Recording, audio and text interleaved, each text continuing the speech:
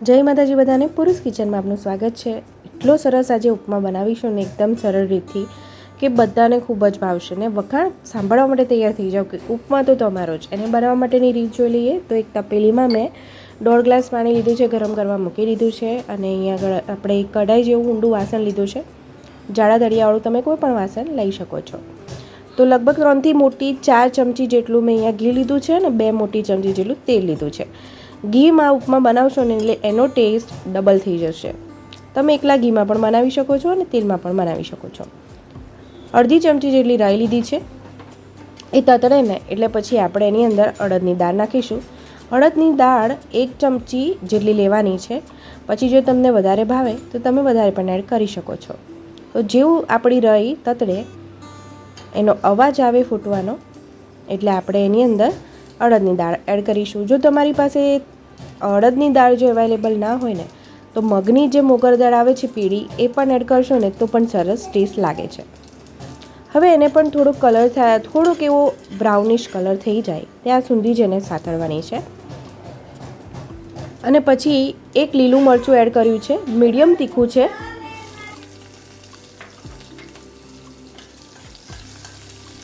એને પણ થોડુંક એવું સાતળી લઈશું।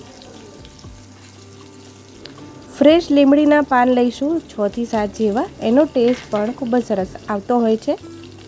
અને હવે અહીંયા મેં ઝીણી સમારીને ડુંગળી લીધી છે, તો ડુંગળીનો ટેસ્ટ વધારે સારો લાગતો હોય છે એટલે મેં અહીંયા વધારે લીધી છે। એક જ ડુંગળી લીધી છે, તમને ભાવે પ્રમાણે એડ કરી શકો છો।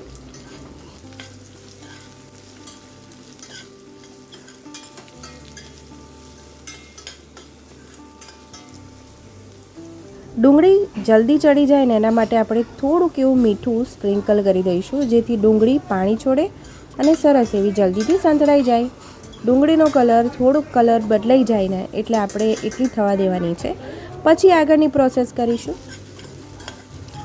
હવે થોડીક સંતળાઈ ગઈ છે, કલર પણ બદલાઈ ગયો છે એટલે આપણે એની અંદર એડ કરીશું રવો। તો આ રીતેનો મેં રવો લીધો છે, જે મતલબ નાનો અને ઝીણો હોય છે એ રવો હોય છે અને થોડુંક દાણો મોટો હોય તો એ સોજી હોય છે। મારી પાસે રવો અવેલેબલ હતો એટલે હું અહીંયા રવો લઈ રહી છું। સોજીનો ઉપમા પણ ખૂબ જ સરસ બનતો હોય છે। સરસ એવું આપણે શેકી લેવાનો છે, લગભગ 3 મિનિટથી 4 મિનિટ સુધી મીડિયમ ગેસ ફ્લેમ રાખીને આપણે રવો અથવા સોજી શેકી લેવાનો છે। તો મેં અહીંયા આગળ રવો લીધો હતો અડધો કપ જેટલો। મને થોડું ઘી ઓછું લાગે છે એટલે એની અંદર થોડુંક 2 ચમચી જેટલું ઘી પણ હું એડ કરી દઈશ। અને હવે આપણે સરસ શેકી લેવાનો છે, રવાનો કલર થોડો ચેન્જ થાય ત્યાં સુધી આપણે શેકી લેવાનો છે। પછી આ જ્યારે શેકાઈ જાય ને ત્યારે આપણે મીઠું એડ કરવાનું છે। તો 3 થી 4 મિનિટ પછી આપણે શેકાઈ ગયા પછી જ મીઠું એડ કરીશું સ્વાદ મુજબ।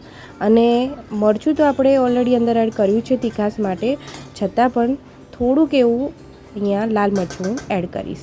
લાલ મરચું એડ કરીએ ને પછી આપણે જે બાજુમાં ગરમ પાણી કરવા માટે મૂક્યું હતું તપેલીમાં એ આપણે રેડી રાખવાનું છે।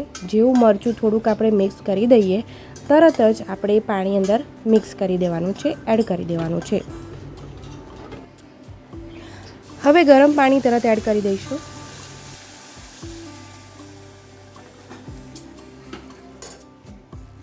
ગેસની ફ્લેમ અહીંયા મીડિયમ રાખવાની છે અને એને મિક્સ કરતા જઈશું। જેમ જેમ મિક્સ કરીશું એમ રવો પાણીને શોષી લે છે। જ્યારે આપણો જે ઉપમા છે એ કઢાઈની સપાટી છોડે અને સરસ એવું લોટ જેવું બાઇન્ડિંગ થઈ જાય એટલે આપણે ગેસની ફ્લેમ બંધ કરી દેવાની છે। ઉપમા તૈયાર થઈ ગયો છે એમ સમજી લેવાનું છે।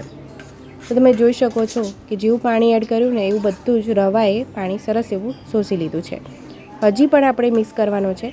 જેને આ રીતનો ઉપમા ભાવતો હોય ને તો તમે અત્યારે જ ગેસની ફ્લેમ બંધ કરી શકો છો। તો હવે આપણે ધાણા એડ કરીશું। ધાણાથી લુક પણ એટલો સરસ આવશે અને ટેસ્ટ પણ બમણો થઈ જશે। જ્યારે શિયાળો હોય ને ત્યારે તમે વટાણા અવેલેબલ આસાનીથી મળી જતા હોય છે, તમે વટાણા પણ તમે એડ કરી શકો છો। બરાબર મિક્સ કરી લીધું છે અને હવે તમે જોઈ શકો છો ધીમે ધીમે આપણો ઉપમા પણ કઢાઈની સપાટી છોડી રહ્યો છે। તો ઉપમા તૈયાર થઈ ગયો છે। ગેસની ફ્લેમ પણ આપણે હવે બંધ કરી દઈશું અને હવે ગરમ ગરમ ઉપમા સર્વ કરીશું। આ ઉપમા ઘીમાં બનાવેલો છે, એનો ટેસ્ટ એટલો સરસ લાગે છે ને કે તમે ફરી વખત બનાવશો એવી બધા ડિમાન્ડ કરશે અને ફટાફટ 10 મિનિટમાં બની જાય છે। તમે એકવાર ચોક્કસ ટ્રાય કરજો। આવજો।